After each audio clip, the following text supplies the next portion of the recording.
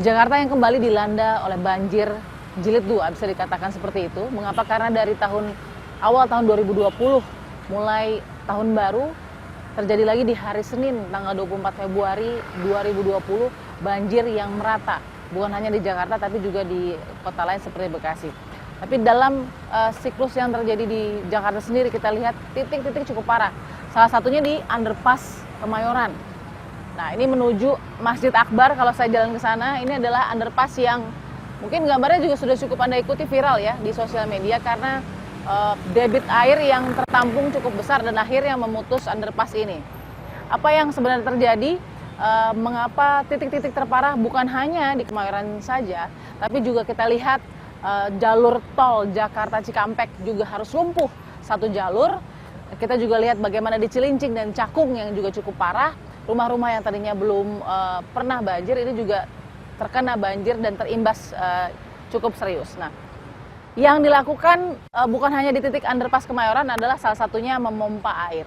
Tapi dengan volume yang cukup tinggi, ketinggiannya bervariasi ya, dari mulai 2 meter juga kita lihat di sini sekarang sudah kurang lebih tinggal 1 meter.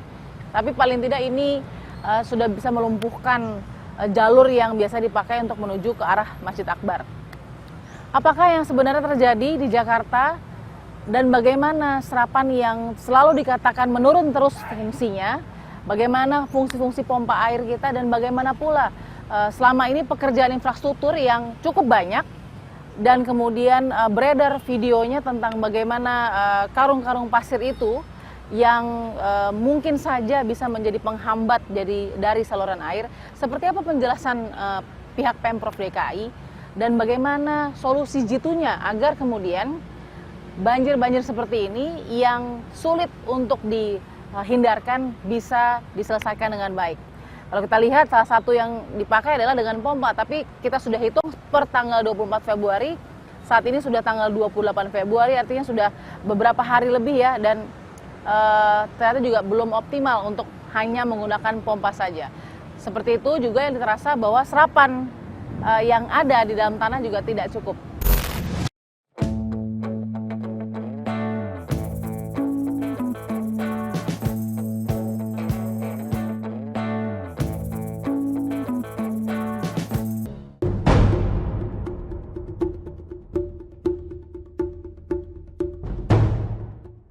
Anda juga pasti sudah mengikuti bagaimana viralnya video tentang karung-karung pasir yang dimasukkan ke dalam gorong-gorong atau saluran air.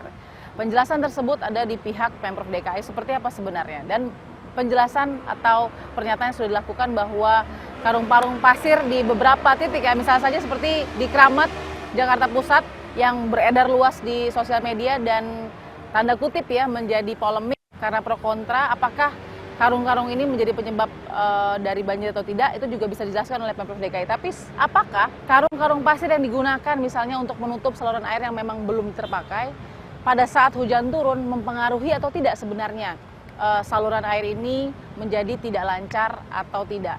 Ini yang harus dijawab. Mengapa? Karena terlalu banyak video-video yang tidak bisa diklarifikasi secara langsung dan membuat fakta-fakta di lapangan juga menjadi sumir. Akhirnya titik-titik yang kita ketahui juga mungkin belum bisa menjadi evaluasi nanti di titik-titik berikutnya, karena titik-titik genangan air selalu berubah dan luas cakupannya. Kita ikuti fakta berikutnya.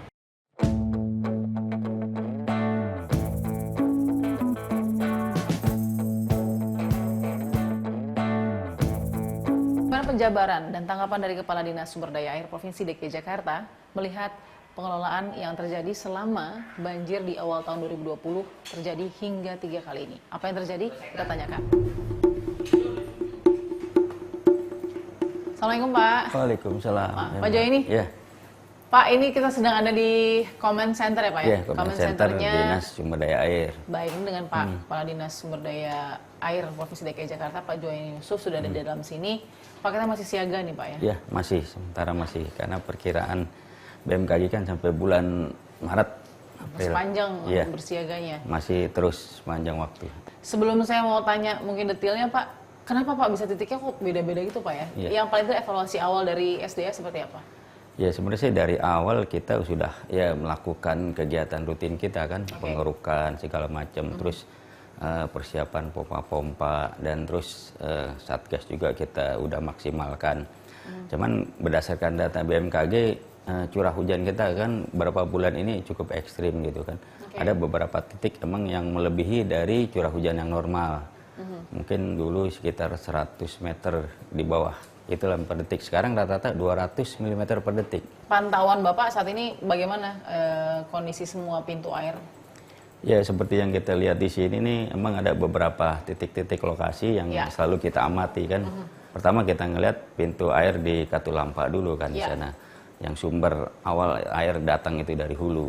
Nah, dari situ nanti kita bisa lihat langsung ke Depok. Oh, ini Pak ya? Ya, ini muka air Depok. Nah, masih terlihat banyak sampah ya Pak? Beberapa? Ya, ada beberapa. Emang kalau dari hulu itu kadang-kadang kalau alirannya deras itu sampah-sampah dari pohon maupun dari rumah-rumah buangan warga banyak nyangkut di situ juga. Jadi Depok dapat dari Katulampa juga ya Pak? Iya. Ada sampah-sampah pohon dan lain-lain. Nah, ini pintu air Manggarai. Manggarai. Gimana Pak pantauan Nah, Bapak kalau di Manggarai? kalau pintu air Manggarai emang di situ kita tempatkan ada beberapa alat eskavator yang dibantu oleh Dinas Kebersihan dan Lingkungan Hidup. Kadang-kadang dari Dinas Sumber Daya Air juga ngebantu truk-truk. Ini kalau kebetulan lagi datang sampah di sini penuh di sini Mbak nih. Tapi kebetulan ya meskipun belum datang kita selalu bersihkan terus.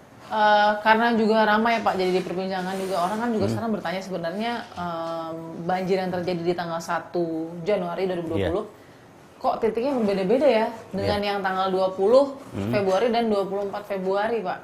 Apa yang terjadi di situ Pak? Evaluasinya? Ya kalau kita lihat memang menurut data BMKG kan curah hujannya emang tinggi dan penyebarannya itu dari titik-titik yang tergenang itu sih bisa terlihat. Mungkin di satu tempat seperti kayak kemarin kan di Pulau Gadung, kawasan Pulau Gadung, terus Kelapa Gading. Nah di situ curah hujannya sampai 244 mm per detik. Jadi kalau emang di situ banyak ada banjir atau genangan, ya kemungkinan karena emang curah hujannya deras di situ kan. Ini kan pompa ya Pak ya, yang lingkaran biru ini pompa ya Pak ya? Iya. Ini kan pompa-pompa yang sudah disediakan ini agak cukup banyak di sini Pak. Iya. Ini semua bisa dipastikan memompa juga air ke laut atau sebenarnya nggak 100% nih bisa semua balik ke laut? Enggak, kalau kawasan pompa ini biasanya mereka ngebantu di lokasi sekitar. Misalnya kan kawasan cekungan. Kalau untuk memompa ke sungai, ini kan pompa biasanya masuk dari saluran-saluran perumahan. Dari perumahan dikirim ke pompa ini kan nanti ada olakan, dari olakan itulah baru dibuang ke sungai. Dari sungai baru ngikutin ke arah laut. Ini ada beberapa pintu air ya Pak ya, ini yang kemarin di pompa ya Pak ya? Ada beberapa titik. Ini di timur. Tadi Bapak melihat Pulau Gadung paling parah tadi? Iya. Kalau di tengah Pak, aliran tengah? Kalau aliran tengah kemarin di Jakarta Pusat juga kemarin ya cukup lumayan tinggi, terutama di kawasan yang Kali Ciliwung nih, sepanjang Kali Ciliwung di sini kan. Kemarin memang kebetulan itu siaga 1 kan, jadi siaga 1 itu di muka air Manggarai sampai sekitar 950 tingginya kan TMA.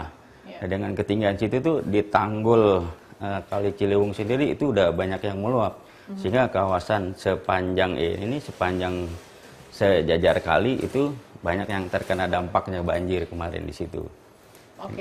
Apa yang tidak mampu dilakukan Jakarta sebagai wilayah gitu ya dalam meresap air juga? Ya tentunya ya untuk menangani banjir ini ya DKI nggak bisa sendiri, mereka harus dibantu dengan pusat kan, dan juga kerjasama dengan daerah penyangga seperti Bogor itu kan, Tangerang, Bekasi kan.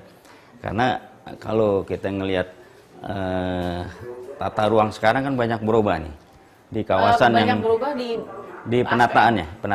Yang mungkin dulu kawasan itu tanah kosong ataupun buat waduk apa rawa.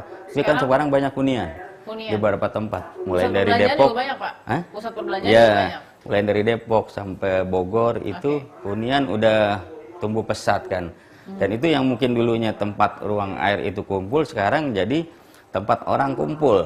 Jadi ya semuanya air lari masuk ke perkotaan, jadinya kan karena ruang terbuka hijaunya kurang.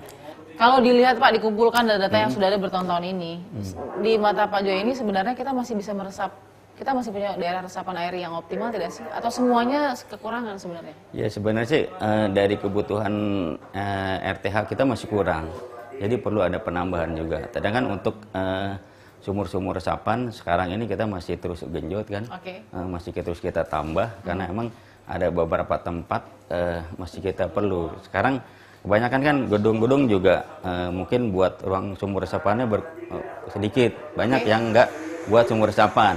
Nah, sekarang kita lagi rencana kerjasama dengan berbagai pihak kan, mulai dari Dewan Masjid, sekolah-sekolah. Jadi kita minta nanti di halaman mereka itu. Developer yang banyak, Pak. Iya, developer itu yang lebih luas. Sekolah-sekolah Iya, kan jadi sudah gampang. untuk mengurangi. Untuk Jadi mengurangi. biar ada perhatian juga jadi masyarakat kan. Mungkin dari halaman-halaman yang kosong kita bisa buat sumur resapan untuk mengurangi beban itu. Kita juga sempat menghadapi insiden ya, Pak ya. Akhirnya kan warga mempunyai asumsi dan spekulasi juga dan analisa sendiri juga karena merasakan di daerah Cakung, mungkin Bapak juga tahu. Ya, kemarin kemarin kan ada tinjauan juga kan dari SDA juga. Nah, yang terjadi sebenarnya apa sih Pak setelah pantauan awal ada perumahan di situ, lalu kemudian bersebelahan dengan pemukiman padat warga gitu. Ya, kalau menurut informasi Ini yang warga, di Cakung ya, Pak, ya? Iya, Yang yang Cakung kita ya, menurut informasi warga yang emang kebetulan bertahun-tahun tinggal di situ, dulu kawasan itu sebenarnya rawa-rawa gitu, waduk kan. Dulu mereka sebelum ada perumahan, ya mereka merasa nggak kebanjiran. Tapi setelah adanya perumahan kan ruang hijaunya itu ketutup dengan perumahan-perumahan itu. Meskipun ada di sana dibangun waduk gitu kan. Tapi yang ke arah warga ini kan enggak. Mungkin kemarin banyak warga protes juga gitu. Sehingga tempatnya kebanjiran.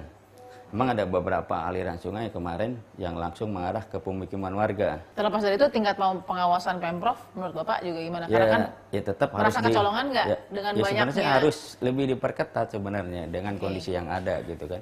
Berdasarkan kejadian-kejadian yang kita alami beberapa saat ini. Saya ingin klarifikasi satu Pak, yang kemarin sempat juga viral ya. Itu kan ada video yang cukup viral di sosial media tentang bagaimana sebuah lubang lalu kemudian diisi karung pasir gitu kan. Kan akhirnya polemik tuh Pak, banyak yang berspekulasi ini sabotase banjir, ini adalah memang harus dilakukan untuk istilahnya manhole situation supaya bisa ditutup. Nah, sebenarnya itu mengganggu nggak dari tata kelola air yang ada? Nah, kalau dari kemarin tempat itu kan yang buat nih Dinas Bina Marga. Itu sebenarnya buat menampung kabel-kabel utilitas. Menurut keterangan Bina Marga, itu kan emang sengaja dibuat seperti itu gitu. Mungkin lagi detail teknisnya nanti dari Bina Marga yang bisa lebih jelaskan kenapa. Tapi itu mengganggu nggak Pak? Nah, kan itu di luar saluran kita sebenarnya kalau utilitas. Jadi antara lubang utilitas sama lubang saluran itu tersendiri, nggak jadi satu. Dan itu bisa dilihat Pak, maksudnya kita bisa masuk ke dalam. Terus lihat memang berbeda. Alirannya lain. Jadi mau diisi karung atau apa segala macam emang itu khusus buat kabel utilitas. Saluran kita sendiri sih terpisah. Karena ukurannya lain. Karena kan banyak Pak, ada yang di Kuitang, ada yang di Keramat, ada yang di Cikini kalau tidak salah ya. Ya, sekarang kan ini lagi penataan trotoar nih dari Bina Marga nih. Memang beberapa tempat lagi diusahakan, lagi diupayakan itu nanti kabel-kabel utilitas tersendiri. Di samping buat yang saluran gitu. Jadi nggak jadi satu. Mungkin untuk lebih detailnya nanti bisa ke Bina Marga. Kita bisa cek lokasi. Paling tidak SDA nggak ada keberatan dengan nggak ada, aktivitas karena itu. Kalau emang sudah itu dicek dan nggak keberatan. Udah, karena emang nggak ada sambungnya kan, nggak ada pengaruhnya karena untuk utilitas sendiri, lubangnya sendiri, terus untuk saluran air sendiri pisah gitu kan. Kalau emang itu perencanaannya seperti itu. Nanti makanya untuk lebih detailnya kita ke lapangan aja nanti kita lihat.